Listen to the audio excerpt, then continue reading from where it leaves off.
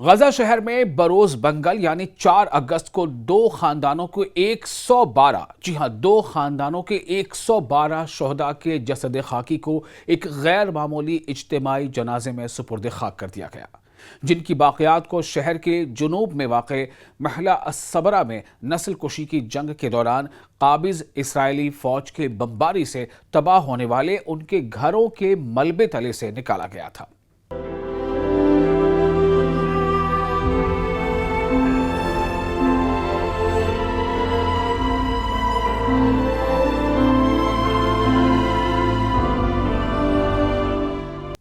अपने हजम और मुतासरीन की तादाद के लिहाज से ये जनाजा इस एक बड़े कत्ले आम के जिंदा दस्तावेज था, जिसने नस्ल कुशी के दौरान फिलिस्तीनी खानदानों को निशाना बनाया था। शहर का एक खुला मैदान दर्जनों शोहदा की जसद खाकी से भर गया, जिन्हें सफ़ेद कफनों और फिलिस्तीनी परचम में लपेट रखा था और एक बोझल मंजर में कतार अंदर कतार रखे गए थे, जबकि अवाम इन प्यारों को अलविदा कहने के लिए उमड़ आए, जिन्हें महीनों तक तदफन के हक से महरूम रखा गया था। कॉम्प्लेक्स के दरमियान रोने की आवाजें, तकबीरों और दुआओं के नारे गूंज उठे, जबकि खानदान अपने इन बेटों और रिश्तेदारों के ताबूतों के सामने खड़े थे, जो 2023 के आखिर से मलबे तले दबे हुए थे। जी हां, 2023 के आखिर से मलबे तले दबे हुए थे। ये इज्तिमाई जनाजा शहरी दिफा और रेस्क्यू टीमों की तरफ से पेचीदा मैदानी हालात और आलात की शदीद किल्लत यानी डिवाइसेस की शदीद किल्लत के बावजूद कई दिनों तक जारी रहने वाली तलाश के बाद शोहदा के जसद खाकी निकालने में कामयाब होने के बाद अमल में आई।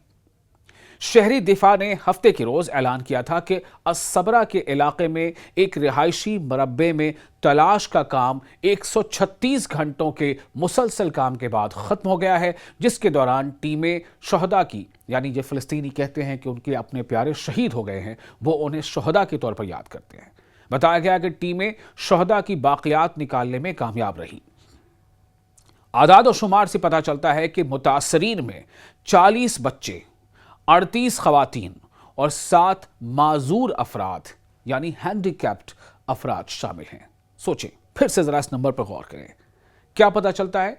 40 बच्चे, 38 खवातीन और 7 माजूर अफराद शामिल थे, जिनके बाक़ियात मिले यानी डेड बॉडीज मिली, जो मुतासरीन की सिविलियन नौइयत को जाहिर करते हैं और इस बात को तक़वियत देते हैं कि जो कुछ हुआ वो एक वसी पैमाने पर किया जाने वाला कत्लेआम था, जिसने घरों के अंदर पूरे के पूरे खानदानों को निशाना बनाया।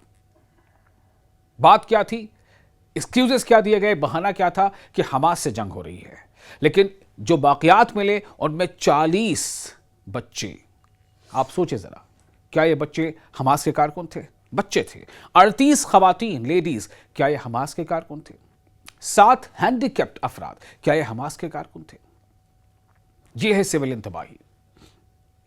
आपको बता दें कि इस कत्लेआम की तफसीलात 23 नवंबर 2023 की हैं, जब काबिज इसराइली फौज ने पहली इंसानी जंगबंदी के आगाज से चंद घंटे कबल असबरा के इलाके में अल हुसैना और अबू शरिया खानदानों के घरों पर मुश्तमिल एक रिहायशी कंपाउंड पर बमबारी कर दी थी। इसराइल ने यह बमबारी की थी, जिसके नतीजे में दर्जनों सिविलियन शहरी शहीद हो गए थे और उन्हें मलबे तले दफन कर दिया गया था। मुसलसल इलाके के खतरनाक होने की वजह से रेस्क्यू टीमों के न पहुंच सकने के बायस लाशें महीनों तक मलबे तली पड़ी रहीं। हाल ही में रसाई मुमकिन होने के बाद लाशें निकालने का ये अमल मुतासरीन को बाहर निकालने और उन्हें सुपुर्द खाक करने का सिलसिला शुरू हो गया। ये थी तस्वीर और ये है गजा के हालात। आप इस वीडियो के बारे में क्या तासुर रखते हैं? आप इन हालात के बारे में क्या सोचते हैं? अपने तासुरात हमें कमेंट बॉक्स में शेयर जरूर करें।